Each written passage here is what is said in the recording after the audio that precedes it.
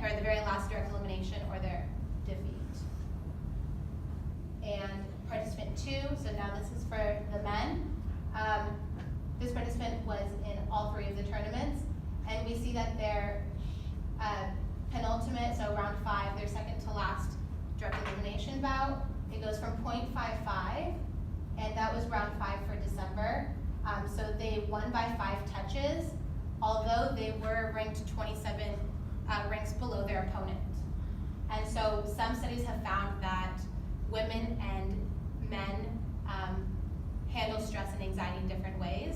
So perhaps here we see that they really know how to embrace the stress to come with the win. And we see the same thing for participant 3, where for all 3 tournaments, their cortisol levels peak after they are defeated. And participant 4 also has a peak in cortisol in the last tournament, or the last direct elimination in both tournaments that they participated in. So they lost here by 2 touches, and they were 18 ranks below their opponent, and here they lost by 4 touches, and they were 16 ranks below their opponent.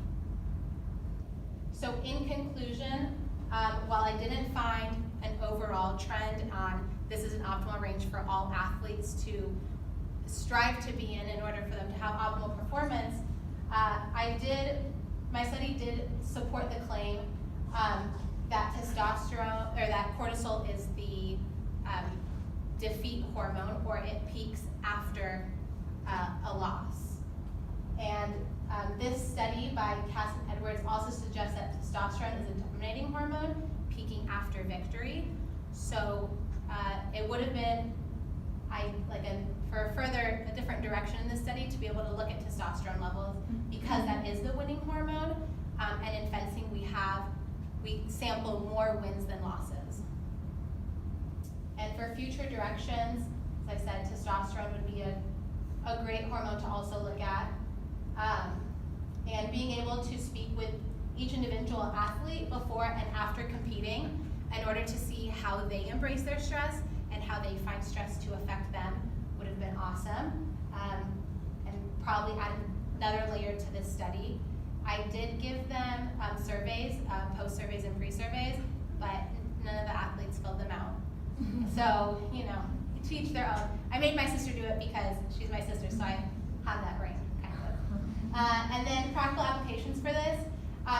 So if these individual hormone levels and analysis of how each fencer or each athlete does during stressful situations in different bouts, if that can be paired with the sports psychologist that the women's FA team and the men's FA team has thought that goes with them to all the tournaments, then I believe that it could be successfully paired together, not only to have a more successful individual athlete, but a more successful team while we're in this quad preparing for the 2020 Tokyo Olympics.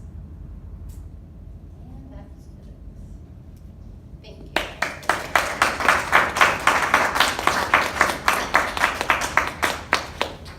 I would like to measure your cortisol level now. Yeah, me too. We have to wait 13 minutes though. Okay. Any questions?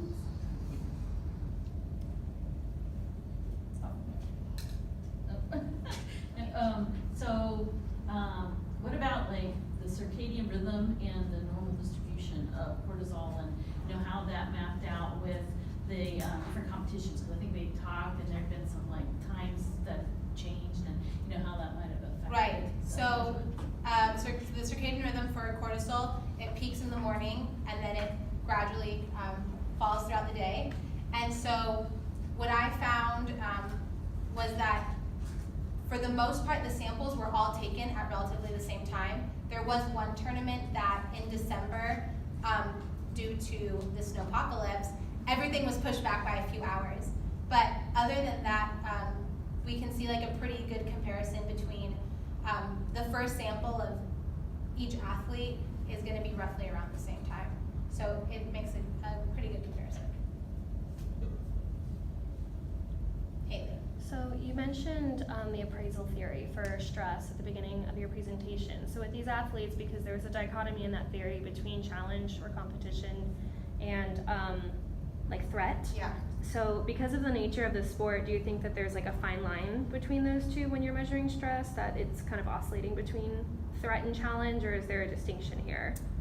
I think that we found that it is really individually based. Mm-hmm. And so if an athlete knows how to handle the stress and they find it more as a challenge, then it wouldn't be as much of a discrepancy with them also finding it as a threat, I guess, Mm-hmm. because most of the time then it would be looked at as a challenge. Okay. Did you have a question, Natalie? Yeah, I did.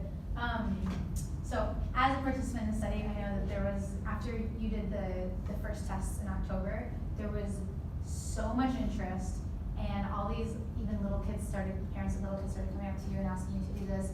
And a friend of mine who fences he's a UFC fighter, he invited you out, he's asking you to do this test on him. So I'm just kind of wondering, can you explain a little bit more, like, the difference between men and women from what you found in the fencers? And I'm gonna guess that if you do this test for Jorge in December, I don't know if you will, but he's a UFC fighter, so I'm wondering how that could potentially compare to fencing, since it's also a combat sport, but it's slightly different. Like, maybe you can just kind of expand. Right. Okay. So so there is a lot of research on cortisol and athletics, but they're all in different sports and diversity of sports. There's hockey and there's soccer, and now there's fencing.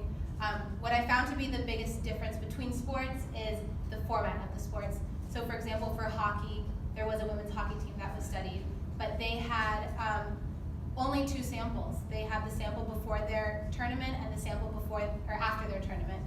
And so I think that if it's UFC or MMA, they have the rounds, so it would easily compare to this fencing, because you'd have the samples at the same times.